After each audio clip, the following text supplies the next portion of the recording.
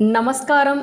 ஸ்வர்ண தோஷம் அப்படின்னா என்ன அப்படின்னு பார்த்தோம்னா, இப்போ தங்க நகை பார்த்தீங்கன்னா, அபரிமிதமான விலையில வித்துன்னு இருக்கு. அப்போ இந்த தங்க நகை வாங்குறதுக்கு உண்டான பாக்கியம், இல்ல தங்க நகை பார்த்தீங்கன்னா, ஒரு சிலர் பேங்க்ல அடமானத்தில் வைக்கிறாங்க. அதை மீட்க முடியாம போறது, இல்ல தங்கம் வீட்ல தங்க முடியாம போறது, இந்த மாதிரி விஷயங்கள்லாம் என்ன அப்படின்னு பார்த்தோம்னா, ஹாரஸ்கோபி பார்க்குறப்ப ஃபர்ஸ்ட் கொஸ்டின் பெண்கள் கேட்கறது இதுதான். என்ன மாதிரி தெய்வ வழிபாடுகள் பண்ணா எங்க வீட்ல தங்கம் தங்கும் அப்படிங்கிற விஷயத்த தான் கேட்குறா.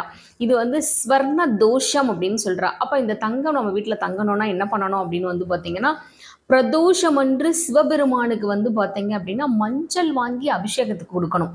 இதை நீங்க தொடர்ந்து நீங்க ஒவ்வொரு பிரதோஷத்துக்கும் நீங்க கொடுத்துட்டே வந்தீங்க அப்படின்னா, தங்கம் வாங்குற பாக்கியம் நமக்கு கிடைக்கும்.